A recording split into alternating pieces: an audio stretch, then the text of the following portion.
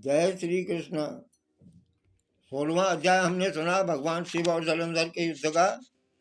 17वें अध्याय में भी भगवान शिव और जलंधर का युद्ध जारी रहा। 17वें अध्याय में इधर शिव जी के गण जो हैं वो असुरों को मार रहे थे, और यह देख करके जो जलंधर था वो एक रथ पर आया जिसमें लंबी पताका लगी हुई थी। वो युद्ध में आकर के संग्राम करने लगा जलंधर। जय और शील नामक शंकर के गण भी संग्राम में तत्पर होकर के लड़ने लगे। इस प्रकार दोनों सेनाओं के हाथी घोड़े शंख भेदी दोनों ओर से सिंहनाद से धरती जो है वो त्रस्त हो गई, और जो है उसके पश्चात जलंधर ने कोहरे के समान बाणों को चला करके धरती से लेकर आकाश तक व्याप्त कर दिया। और जलंधर ने गणेश को 5, वीरभद्र को 1 साथ 20 बाण मार करके उसके शरीर को छेद दिया और मेघ के समान गर्जन करने लगा।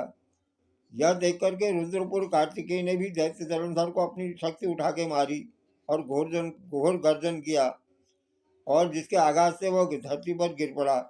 परंतु जलंधर इतना बली था कि वह जल्दी से उठ खड़ा हो गया और क्रोधाविष्ट होकर के कार्तिकेय जी के पर अपनी गदा का प्रहार किया। इस प्रकार गदा के प्रहार से कार्तिकेय जो है पृथ्वी पर सो गए। गणेश और नंदी भी गदा के प्रहार से व्याकुल होकर के धरती पर गिर पड़े। वीरभद्र पर परिक का प्रहार किया, जिससे वीरभद्र का सिर फट गया और रक्त बहने लगा। इस प्रकार भगवान शिव के गणों को, भगवान शिव की सेना को जलंधर मारने लगा। वो धराशायी हो गए वीरभद्र भी। उनको धरती पर गिरा देख करके शंकर के गण, भगवान शिव के गण जो है चिल्लाते हुए युद्ध भूमि छोड़ करके भागने लगे। इस प्रकार 17वां अध्याय ये राधा कृष्ण को समर्पित है। 18वां अध्याय, 17वां और 18वां हम आपको एक साथ सुना रहे हैं। 18वें अध्याय में भी जो है भगवान शिव और जलंधर का युद्ध होता है। भीषण रूप धारी रुद्र को देख करके दैत्य जब भागने लगे, तब युद्ध में अपने दैत्यों को पराजित होकर के जलंधर जो है हजारों बाण छोड़ता हुआ भगवान शंकर की ओर दौड़ा। इतने में शंकर जी ने जलंधर के सब बाण जालों को काट करके अपने गणों को निर्भय कर दिया और अन्य बाणों की आंधी से दैत्यों को पीड़ित कर दिया। यह देख जलंधर अपने शुंभ आदि दैत्यों को भी धिक्कारने लगा और भयभीतों को धैर्य देने लगा। किसी प्रकार वह मस्त दैत्य जो है दोबारा युद्धभूमि में जाने को तैयार नहीं हुए। दैत्य सेना ने पलायन शुरू कर दिया। भगवान शिव ने ऐसा युद्ध किया कि दैत्य सेना जो है वो पलायन करने लगी। महाक्रुद्ध जलंधर शिव जी को अपनी ओर ललकारने लगा। उसने 70 बाण मार शिव जी को दग्ध कर दिया और भी बहुत से बाणों से प्रहार किया। शिव जी उसके बाणों को काटते रहे, यहाँ तक कि जलंधर की ध्वजा और क्षेत्र धनुष को भी भगवान शिव ने काट दिया। तब उसने समझा कि शिव मुझसे बलवान है। जलंधर ने सोचा शिव जो है मुझसे ज्यादा बलवान है, अतः उसने गंधर्वी माया उत्पन्न कर दी। जलंधर ने गंधर्वी माया उत्पन्न कर दी तो गंधर्व अप्सराओं के गण पैदा हो गए। वीणा और सुंदर जो है बाजों का सान नृत्य गान होने लगा वहाँ। ऐसी माया रच दी जलंधर ने। इसने अपने गणों से ही भगवान शिव भी मोहित हो गए। उन्होंने युद्ध बंद कर दिया। अब जलंधर ने क्या किया? जलंधर ने भगवान शिव का रूप बना दिया, क्योंकि शिव को मोहित कर दिया था। गणों सहित शिव जी को तो मोहित हो गए थे।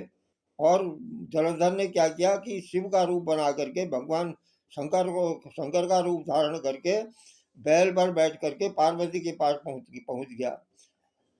जब पार्वती ने अपने पति को आते देखा